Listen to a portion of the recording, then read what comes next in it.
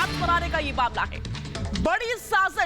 बड़ी साजिश का खुलासा हुआ है, बड़ी साजिश का पर्दाफाश हुआ है। सहारनपुर से एक आरोपी की गिरफ्तारी हुई है। ईसी वेबसाइट हैक करने की साजिश रची गई, इलेक्शन कमीशन की वेबसाइट को हैक करने की साजिश रची गई, ये बड़ी जानकारी मिल रही है। आखिर ये पूरा मामला क्या है, तफसील से रिपोर्ट के जरिए आपके सामने रखते हैं।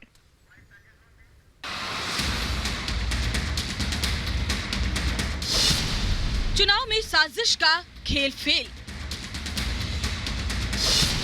फर्जी वोटर आईडी से बड़ी साजिश। तस्वीरों में नजर आ रहा है ये शख्स चुनाव आयोग को चुनौती देने वाला शातिर हैकर है, जो कंप्यूटर की दुकान से हैकिंग के जरिए चुनाव में धांधली का खेल खेलने में जुटा था।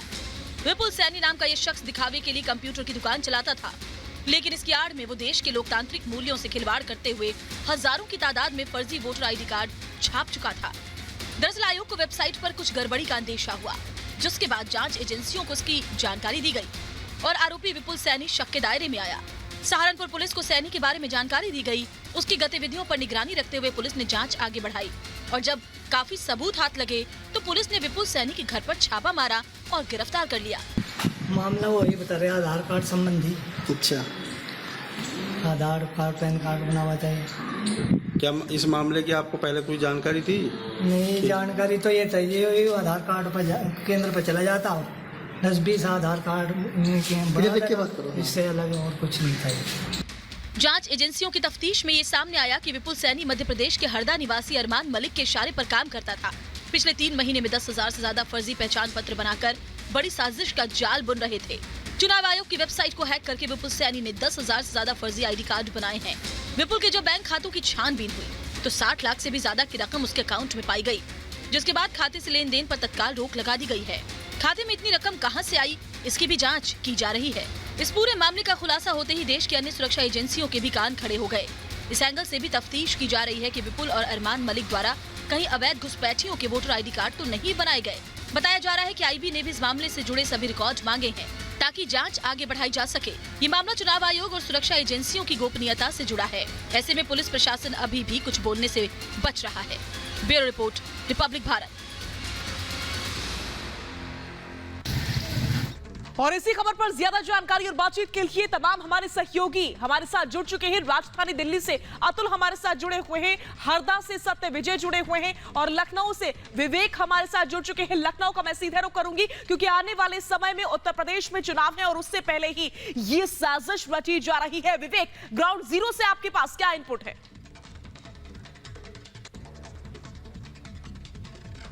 देखिए, इलेक्शन कमीशन ऑफ इंडिया की जो वेबसाइट है उसको हैक करने का मामला सामने आया है और जब इलेक्शन कमीशन ऑफ इंडिया की लोगों को ये लगा कि उनके अलावा भी कोई ऐसे लोग हैं जो इस वेबसाइट को ऑपरेट कर रहे हैं, क्योंकि विपुल जिस तरीके से वेबसाइट को ऑपरेट करता था, विपुल के पास भी सेम लॉगिन आईडी पासवर्ड था जिससे इलेक्शन कमीशन ऑफ इंडिया के लोग उसको ऑपरेट कर रहे थे, जो कहीं ना कहीं ये बताता है कि कोई ना कोई अंदर का शख्स भी ऐसा है जो मिला हुआ है। हालांकि इन्हीं चीज़ों को लेकर के जब इलेक्शन कमीशन के लोगों को शक हुआ तो उन्होंने आईबी से और साथ ही साथ साइबर सेल से इस पूरे मामले की बात रखी और उसके बाद साइबर सेल ने जब मामले को छानबीन शुरू करी तो पता चला कि सहारनपुर से ये आईडी है जो ऑपरेट हो रही है।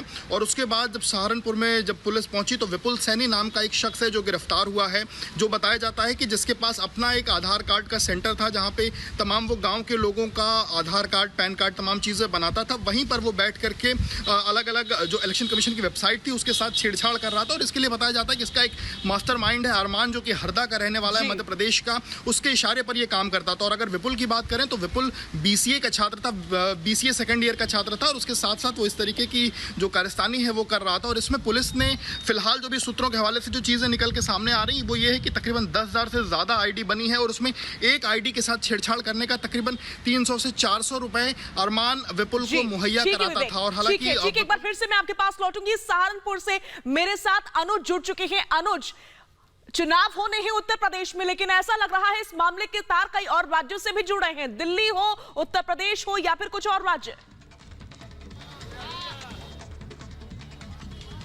जी बिल्कुल, देखिए ये हाईली सेंसिटिव मामला है, जांच अभी इसमें चल रही है। जैसे कि हमारे सहयोगी विवेक बता रहे थे कि विपुल की गिरफ्तारी हो चुकी है। उसके अलावा आज पुलिस जो है कोर्ट में चिट्ठी भी देने वाली है, एक रिक्वेस्ट करने वाली है रिमांड को लेके कि पुलिस रिमांड विपुल की दी जाए। उसके अलावा सूत्रों की अगर माने, हालांकि अभी इसकी पुष्टि नहीं हुई है, बताया ये जा रहा है कि शायद अरमान को भी जो साइबर सेल है, साइबर क्राइम की टीम है, उन्होंने अरेस्टिंग कर लिया है। हालांकि इसका भी क्योंकि कोई ऑफिशियल स्टेटमेंट पुलिस की तरफ से नहीं आया है तो उसका इंतजार करना होगा। आईबी इन्वॉल्व है, इलेक्शन कमीशन की टीम, मैं आपको बता दूं सहारनपुर से पिछले 2 दिनों से है। सहारनपुर में इलेक्शन कमीशन की जो टीम है वो भी अपने स्तर पर जांच कर रही है। सबसे बड़ी बात इसमें जो निकल के या फिर जो अभी तक जिसकी पुलिस भी छानबीन कर रही है वो ये है कि आखिरकार इसके पीछे मकसद क्या था। देखिए, सबसे पहली बात हमें ये समझना होगा कि उत्तर प्रदेश के अंदर अब चुनाव है, तो क्या ये उससे जुड़ा हुआ है, क्या किसी राजनीतिक दल का हाथ है, लेकिन आखिर क्या कुछ इसके पीछे मास्टरमाइंड है, वो सबसे बड़ी गाथा सुलझाने की कोशिश में अभी जो साइबर टीम है, जो सहारनपुर की पुलिस है या इलेक्शन कमीशन है, वो लगी हुई है कि आखिर बिल्कुल अतुल, कई और बड़े खुलासे हो सकते हैं। अतुल के पास मैं जाऊंगी, दिल्ली से जुड़े हुए हैं मेरे साथ में, सीधा मैं अतुल का रुख करूंगी। अतुल, हजार वोटर आईडी कार्ड्स मिले हैं, लाखों का खेल हुआ है, बहुत सारे खुलासे हो सकते हैं इन गिरफ्तारियों के बाद से। जी मैं बता दूं, जो विपुल सैनी की जो गिरफ्तारी हुई है, जो सहारनपुर क्राइम ब्रांच की टीम है उसने स्पेशल सेल और दिल्ली क्राइम ब्रांच के साथ भी सारी इन्फॉर्मेशन शेयर की है। और दिल्ली पुलिस के जो क्राइम ब्रांच के ऑफिसर्स हैं और स्पेशल सेल के जो ऑफिसर्स हैं, उन्होंने निर्वाचन सदन, जो कि इसी की वेबसाइट हैक की गई थी, इलेक्शन कमीशन ऑफ इंडिया का ये ऑफिस है जहाँ मैं खड़ा हूँ, इनके अधिकारियों से भी बात की है। और MP पुलिस ने 2 लोगों को गिरफ्तार किया है और 2 लोग अभी वहाँ से फरार बताए जा रहे हैं। जो अरमान मलिक है वो कल इनपुट मिला था कि शायद दिल्ली में है, इसीलिए दिल्ली में कई जगह जो है रेड्स भी हुई थी, जो सहारनपुर पुलिस ने भी की थी और क्राइम ब्रांच और स्पेशल सेल ने भी की थी, क्योंकि ये मामला देश की सुरक्षा का है। और ऐसे में IB के जो ऑफिसर्स हैं उन्होंने स्पेशल सेल से स्पेशल बात की है। मैं आपको बता दूं कि इस तरीके की कोई भी बात होती है उसमें स्पेशल सेल अपनी पैरेलल इन्वेस्टिगेशन खुद से ही स्टार्ट कर देती है, क्योंकि ये कहीं ना कहीं देश की सुरक्षा से जुड़ा मामला है। 2 लोगों को MP पुलिस ने गिरफ्तार किया है, ये बात MP पुलिस ने स्पेशल सेल के साथ शेयर की है, क्राइम ब्रांच के साथ शेयर की है, दिल्ली की और सहारनपुर पुलिस के साथ। ठीक है अतुल, एक बार फिर से मैं आपके पास लौटूंगी। मेरे साथ सत्यविजय हरदा से जुड़े हुए हैं। सत्यविजय, न सिर्फ दिल्ली, न उत्तर प्रदेश, बल्कि मध्य प्रदेश तक भी इसके तार जुड़ रहे हैं, आपके पास क्या जानकारी है? जी बिल्कुल, देखिए इलेक्शन कमीशन की साइट हैक करके जिस तरह से फर्जी वोटर ID कार्ड बनाए हैं, इस मामले में कई किरदार सामने आ रहे हैं। दिल्ली के अलावा उत्तर प्रदेश, मध्य प्रदेश और राजस्थान का भी लिंक एक दूसरे से कनेक्ट हो रहा है। और सबसे अहम किरदार जो निकलकर सामने आ रहा है वो अरमान मलिक का निकलकर सामने आ रहा है, क्योंकि जो जानकारी हमारे सहयोगी दे रहे हैं उसके मुताबिक विपुल सैनी जो है उसने ये कबूला है कि अरमान मलिक के कहने पर वो फेक ID बना रहा था। अब अरमान मलिक की जो लोकेशन है वो हरदा बताई जा रही है और मैं इस समय हरदा कोतवाली थाना क्षेत्र में भी खड़ा हूँ।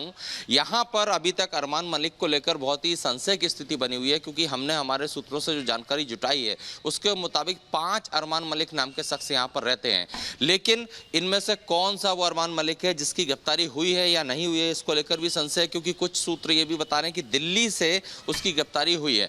हरदा SP के पास अभी कोई इनपुट नहीं है, उनका कहना है कि उनसे किसी तरह की जानकारी साझा UP पुलिस ने या दिल्ली पुलिस ने नहीं की है, और हम उनसे बात करने की भी कोशिश करेंगे। लेकिन अरमान के कहने पर यह सब होता था और अरमान के बारे में ये जानकारी भी आ रही है कि वो इंदौर से कुछ दिनों के लिए हरदा में रहने आया था और उसने अपना नाम भी बदला हुआ था। इन ऐसे आरोपी जो कि वेबसाइट हैक कर सकते हैं उनके लिए नाम बदलना कोई बड़ी बात नहीं है, लेकिन पूरा जो घटनाक्रम सिलसिलेवार जोड़ रहा है, इससे ये अनुमान लगाया जा सकता है कि कहीं ना कहीं UP चुनाव को प्रभावित करने के लिए भी, क्योंकि उत्तर प्रदेश में आगामी जनवरी-फरवरी के लगभग चुनाव होने हैं और उस चुनाव के चलते इसे और ज़्यादा सेंसिटिव माना जाएगा कि या तो घुसपैठिए जो आ रहे हैं उनको ये वोटर ID कार्ड दे रहे थे या फिर इलेक्शन से जोड़ के से देखा है। इसी चीज को लेकर इलेक्शन कमीशन ऑफ इंडिया भले ही कह रहा हो कि उनकी वेबसाइट हैक नहीं हो सकती है, लेकिन जो जानकारियां निकलकर सामने आई हैं कि करीब 10,000 फेक ID उसने बनाई थी विपुल सैनी ने और एक ID बनाने के 200 से 300 रुपए लेता था। इसको लेकर हम लगातार इन्वेस्टिगेशन कर रहे हैं।